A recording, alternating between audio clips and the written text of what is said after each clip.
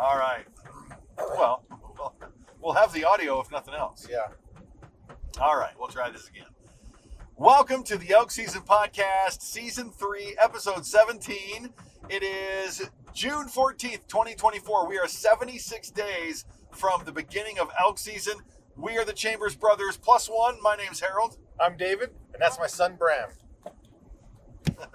And tonight on the Elk Season Podcast, we're going to give you a little bit more information about Bram there in the back seat. We're going to talk about over-the-counter elk tags in Colorado. We're going to talk about grizzly bears. We're going to talk about Havasupai Falls, or Havasupai, a place in the Grand Canyon that's caused some issues this week, and a unique color of buffalo in Yellowstone. All that on the Elk Season Podcast. all right.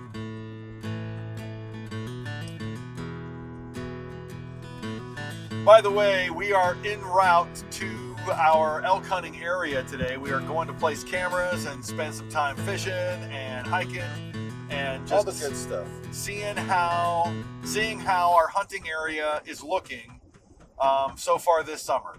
So we've had a really slow spring. In fact, it's mid-June, and the forecast for Monday, all the way in town, is only 61 degrees as a high. Yes. That's very surprising. It's going to be a chilly weekend. So it's going to be chilly, which is good, and hopefully there's some good cutthroat in the creek again. Yes. And we can catch them on a fly. Oh, I'd love to catch one on a fly.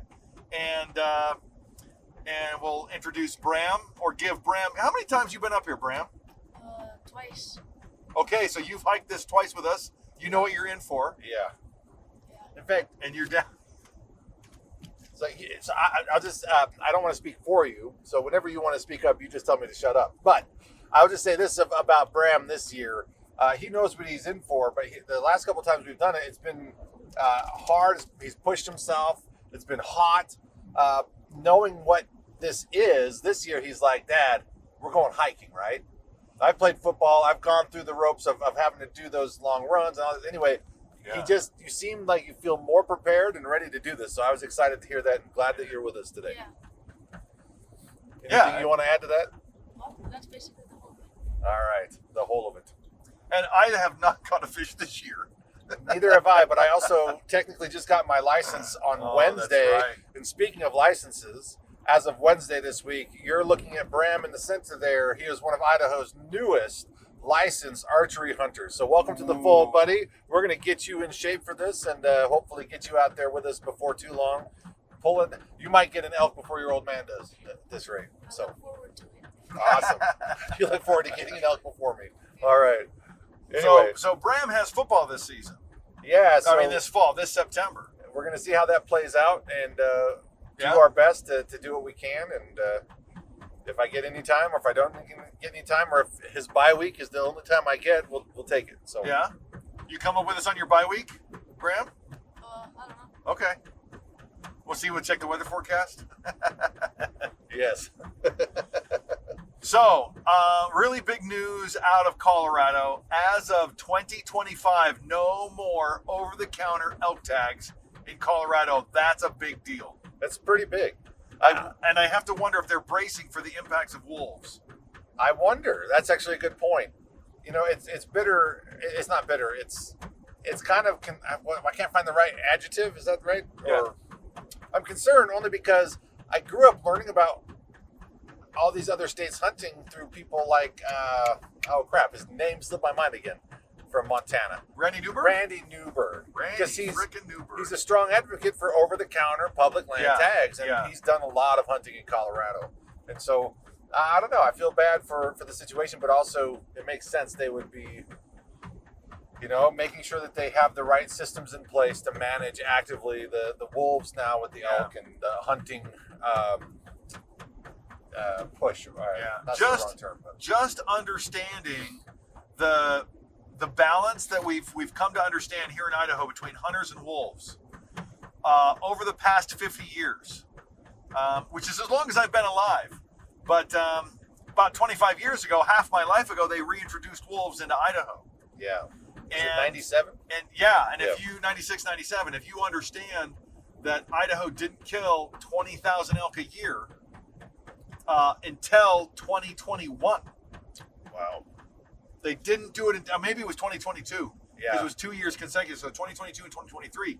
So despite there being wolves and wolves killing far more elk than hunters, they're killing somewhere between 25 and 35,000 elk a year in Idaho. Yeah. With a population of elk in Idaho at somewhere around 135, 150,000. So understanding what's going to happen in Colorado, because there's more elk in Colorado than Montana and Idaho put together.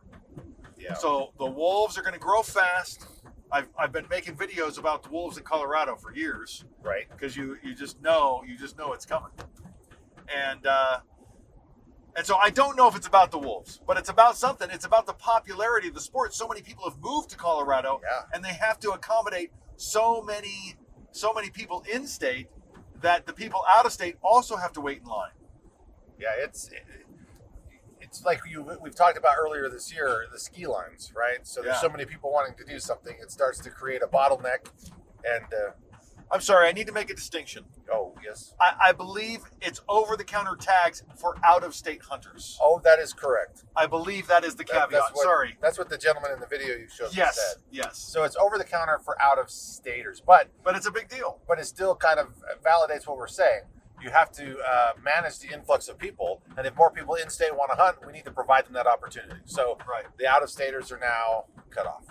Right, and the elk are technically everybody's elk, but they're kind of Colorado's elk first, Right. and then the country's elk second, I guess. So, anyways, that was a big surprise and another domino of things yet to come, a sign of things yet to come. Speaking of So- things and populations, Yeah. our second tag today takes us to a place that clearly has something going on. It seems related to an overabundance of people in the area at Havasupai Falls in the Grand Canyon. So speak more about what you know on that case. So what I know is that I heard that 150 hikers had to leave Havasupai Falls, or somebody said they had to be flown out or rescued or something. But I don't think that many people were sick. They just closed Havasupai Falls because there was a cluster of disease coming from the people that were going to Havasupai Falls. And that's a really bad sign. That means that ground is contaminated, too many people leaving too much waste, human waste. And so it's really dry there, right? Yeah. And so there's nothing to wash away. And some of the things and I think she mentioned norovirus. I was thinking hantavirus, but hantavirus also needs those really super dry conditions to work. Anyway, so it might be something like that. But it's something to worry about because every time, I've been to Angel's Landing. Yes. Now you have to buy tickets to Angel's Landing. I think I waited for 2.5 hours. Yeah. Just to go on the hike. I don't know if it was official or not, but I did see, and this is related to Angel's Landing because Angel's Landing is, that's Tetons, right? No. That's that's Saint Zion's National Park. Sorry, and that's actually what I was thinking. For whatever reason, my brain said, no, it's Teton. No, in Zion's National Park, I understand that in Utah they're debating or have passed legislation to ban people from taking their RVs in there. There's so many people. So again, just one of the things we have to deal with modern technology, modern populations, modern vehicles. Yeah, I don't know what they're going to do in Yellowstone when they hit. They've got to hit some sort of threshold in Yellowstone. They to have hit it already. So I don't know. I know. They've hit it in Glacier though, right? We've talked about that on earlier podcasts. How you now can go to Glacier, but you need a ticket for going to the Sun Road. You need a reservation rather for going to the Sun Road. Gotcha. So I've still never officially been to Glacier, and I grew up in Montana. The only time I've been in Glacier, and you have too, was the train ride we did through. We did talk about that. And I remember very little, but it's not like I spent time in Glacier. Right. I went through Glacier. I was BP. So anyway, lots of stuff happening. Speaking of populations, but in a different way. Yeah. Somebody got video of a grizzly bear mama in Yellowstone Yeah. with 5 cubs. Wow. 5 more grizzly bears to the Yellowstone ecosystem That is spectacular. That is It's, amazing.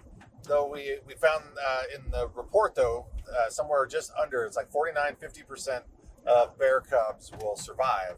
Yeah. So, Yeah, and so when I watched the documentary on Grizzly 399, it talked about how she had 4 cubs.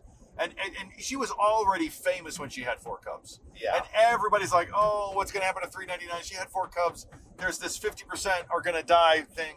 And she was able, I think they were 3 when they left. Wow. She was able to take care of them for 3 years, or den with them for 2, before halfway through the third summer, she kicked them out. Makes me wonder about And she ran off. I wonder if they'll track those 5. So if we can keep up on that. Grizzly. I'm sure the public, Yeah. right, is going to do that. Well, and it was stated that that's the highest number of grizzly bears ever reported born, grizzly cubs, In the to park. a mother in the park Yeah. since 1959. So I think that's when they started tracking that. Right. Okay. Well, and right. There's just so many people that wait for these bears to come out of den, Yeah. and there's so many people that know where these bears den, and then the word gets out, and when Yeah. springtime comes, so there's more people just taking pictures of grizzly bears. So, was there? I heard there was. I thought there was some more grizzly bear related. There is. news. So here in Idaho, a gentleman and his wife were getting out of their car going into the house, Yeah. and a grizzly bear came around the corner and charged his wife, and he was getting stuff out of the truck. He pulled out his shotgun because he takes that with him shopping. I'm Wow. just kidding. A lot of people have guns in their vehicles in Idaho. He just happened to have it. Yeah, for a good reason, apparently. He had his shotgun, pulled it out, and killed the grizzly bear. So it's been Wow. determined that it was self-defense in Idaho, according to Idaho law. Do you know where that happened? What region? Oh, Northern or eastern? I don't remember. What was the Okay. town I said earlier? It was it had a unique name. It did have a unique name, like Lebanon or Poison or. I can grab it off my phone real quick. Okay, yeah, do that. Because Last Chance, Idaho. I Of thought I'd course. remember that because Of I'm course. from Yeah, Helena. that's right. So Yeah. Last Chance, Idaho, and I guess let me look But where? that Yeah, up. where is Last Chance Idaho? See if I still have internet connection for the moment. That feels like Northern Idaho Yeah. among the mining claims up there. So I would expect grizzlies up there more than even Eastern Idaho. Although there's plenty in Eastern Idaho coming from Teton and Yellowstone. I got some piece of trim on the side of my car that's flap. Last Chance, Idaho is over by Island Park. Oh, it is. Okay, that makes sense. Okay, Eastern Idaho. So Eastern Idaho. Yeah. Okay. Anyway, so that's an interesting one. So the population increased, but then decreased a little bit. Yeah. Yeah. And that kind of leaves us back in Yellowstone. We only have one more headline left, unless you have anything else that we have left off at this point. I can't think of anything. I'm excited for this next story. Oh, that's right. This is a cool one. So, growing up in Helena in the museum, there and I believe it's being repatriated to the tribe that donated it for this long time. There's a white buffalo, stuffed buffalo. It was a contributing member to the herd. Anyway, that's not the story. It's just that because of the influence of that buffalo and seeing it my entire life, every time I'd go there, I've taken my family there. I've got pictures in the last couple of years of taking my family there. I've always been intrigued by when and where and how will another white buffalo be born. Yeah. I've seen white buffalo be born to private herds, particularly back in the Dakotas and Minnesota areas. But this story is awesome because it's the herd in Yellowstone has a calf that has been born that is white, and I hope it's able to survive and continue going. And I think it was, I forget which tribe, I want to say it was Lakota, said that this fulfills a prophecy that good things are on the horizon. Wow. Okay. So that it might be tough still, but good things are coming. But a white buffalo born to the, as natural as can be to the Yellowstone ecosystem is pretty rad. Do we know if it's a bull or a cow yet? I did not find that information out. I was curious as well. And because that might mean something. Yeah. On the placard up in the museum in Helena, it said that it's like 1 in 10 million likelihood. Yeah, we usually come across one every other year or so. Yeah, it's right. And I this is an interesting. I remember hearing this. I don't know how true it is. I believe it's true, that buffalo can only give birth once every 3 years. Oh, wow. That's what I understand. They have to gestate, then they give birth and Their body kind of hits a feed, reset. and then wean, and then the next year, yeah. Yeah, okay. So that's what I understand. So which is why, and twins are very rare, yeah. right? The larger the mammal, the fewer the litter of offspring. So Yeah. Deer twins are pretty common. Elk are a little more rare. Antelope twins and triplets are pretty common. So you get into those smaller mammals, Yep. and they'll have more. But so to have a grizzly bear with 5, Yeah, that's ridiculous. that's pretty cool. That is more than 2 standard deviations outside the norm, Yep. as Huygen, as we say. Okay, well, we're heading up. It was a few years ago we did this trip in June, and we saw wolves Yeah. from camp. Yep. That is one of 2 times I've seen wolves in Yeah. my life. And I barely caught a glimpse, and I wasn't even sure what I was seeing, but that would be the Yeah. second time that I've Yeah. seen wolves. So, I'm very excited about the possibility, always a possibility of Yeah. seeing wolves. Absolutely. And we're going to get out and hike tomorrow and have some pictures and video for the next podcast. Yep. And 67 days? 67 days. 76. 76 days. It's Flag Day, 1776. Yeah. That's how I there you remember go. that. 76 days till Elk Season. All right. So don't skip leg day. Get outside. Cheers. Goodbye.